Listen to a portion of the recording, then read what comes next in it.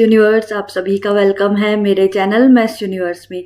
तो जैसे आप सब जानते हैं, हम अर्थमेटिक मैथ्स पढ़ रहे हैं, जिसका हम टॉपिक कौन से टॉपिक पे हैं? Ratio and proportion. ठीक है, उसी के हम कुछ इंपॉर्टेंट क्वेश्चन सॉल्व कर रहे हैं आजकल की वीडियोस में। तो जो प्रीवियस वीडियो थी उसमें हमने क्या पढ़ा था? हमने एक इम्पॉर्टेंट टॉपिक पढ़ा था, ज्योमेट्रिक प्रपोर्शन, जिसे हम कंटिन्यूड या फिर मीन प्रपोर्शन भी कहते हैं। तो आप उस प्रीवियस वीडियो को अच्छे से देख लेना, जो लास्ट वीडियो थी उसमें इसके बारे में मैंने पूरा डीपली से अच्छे से समझाया है।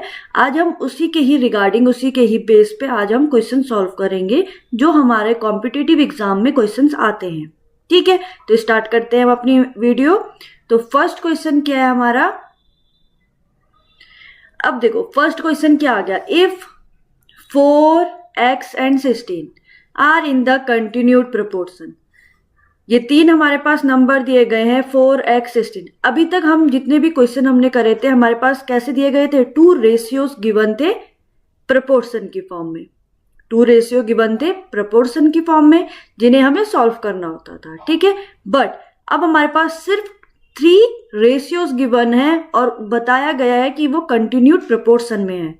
अब ये कंटिन्यूड प्रपोर्शन में है तो हमें फाइंड आउट करना है वैल्यू ऑफ x। कैसे फाइंड आउट करेंगे? अब देखो, ऐसा कोई क्वेश्चन अगर आपके पास आ जाए तो सबसे पहले तो इसे कैसे हम लिखेंगे? पहले लिखने का मेथड क्या है? 4 रेशियो है x के साथ, ठीक है। देन प्रपोर्शन का साइन। अब कंटिन्यूड प्रपोर्शन है, इट मींस कंटिन्यूटी आएगी, सो x रेशियो 16। अब ये क्यों आया, इसके लिए आपको पहले प्रीवियस वीडियो देखनी पड़ेगी, उसमें आपको अच्छे से समझ में आ जाएगा ऐसा मैंने क्यों लिखा है। ठीक है, देन अब कैसे सॉल्व करेंगे? अब तो ये सिंपल इक्वेशन में आ गई, तो it means 4/x is equal to x/16। So आपका क्या आंसर आ गया है? x² is equal to 64। यहां पर क्या करा हमने? Cross multiply. सो अब स्क्वायर है, इट मींस स्क्वायर रूट हो जाएगा। अगर मैं यहां से 2 को रफ कर दूं तो यहाँ क्या हो जाएगा? Square root. It means x की वैल्यू क्या है? 8। It means option B is your right answer.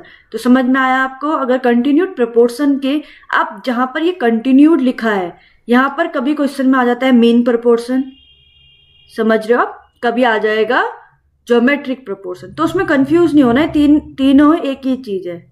ठीक है, जैसे हमारा नाम होता है कि किसी का नाम राम है, अब उसे घर में बिट्टू बिट्टू बुला रहे हैं तो वो है तो एक ही आदमी ना, तो सेम वही है, इसी को ही हमने 3 नाम दे दिए हैं। ठीक है, तो नेक्स्ट क्वेश्चन करते हैं अपना क्वेश्चन नंबर 2। क्या है? If 25, 45 and x are in the continued proportion then find the value of x। अब इसमें एक क्वेश्चन तो सेम है, बट इसमें एक चीज अलग है कि x जो है वो लास्ट थर्ड टर्म है। तो अब इसे कंटिन्यूटी में कैसे लाएंगे? तो हमेशा याद रहे, जो भी सेकंड टर्म होगा उसकी कंटिन्यूटी आएगी। इट मींस 25 रेशियो में है 45 के साथ, प्रपोर्शन का साइन। अब सेकंड नंबर कौन सा है? 45। इट मींस 45 की कंटिन्यूटी आएगी और रेशियो आएगा x के साथ। समझ में आ गया? तो अब ये सिंपल इक्वेशन बन गई है। It means 25/45 is equal to 45/x। तो अगर मैं इसको पूरी इक्वेशन को सॉल्व करूं तो ये इक्वेशन कैसे सॉल्व होगी? x इज इक्वल टू हो जाएगा 45 मल्टीप्लाई 45 डिवाइडेड बाय 25। अब जो कैंसिल आउट हो रहे हैं उन्हें कैंसिल आउट कर लेते हैं। 5 5 9 जा एंड देन 5 9 जा। इट मींस x की वैल्यू आ गई है 81। सिंपल कैलकुलेशन है, तो ऑप्शन बी हमारा इसका राइट आंसर है। ऐसे अगर हम क्वेश्चन नंबर 3 करें, अब क्वेश्चन नंबर 3 में हमारे पास ये सिंपल सी एक इक्वेशन है, हमें x की वैल्यू फाइंड आउट करनी है।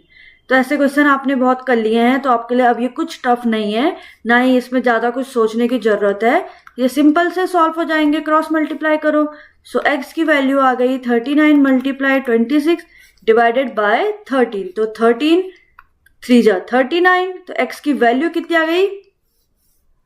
78। It means option C. समझ में आया? क्वेश्चन नंबर 4 क्या है हमारे पास? If 25, 35 and y are in continued proportion then find the value of y। Same question है, कैसे करोगे? 25 रेशियो अब 35 मिडल टर्म है, मीन्स सेकेंड टर्म है, इट मीन्स 35 की कंटिन्यूटी आएगी और ये आ गई y की वैल्यू। अब आप इसको इजीली सॉल्व कर सकते हैं, तो इसका आंसर आप खुद निकालेंगे। ठीक है, देन क्वेश्चन नंबर 5 क्या है, find the value of p।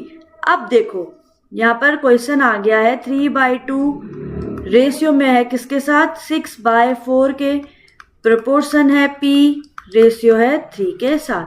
अब इसको हमें क्या लाना है, सॉल्व करना है और p की वैल्यू फाइंड आउट करनी है। तो कैसे करेंगे, 3/2 divided by 6/4 equal to p/3।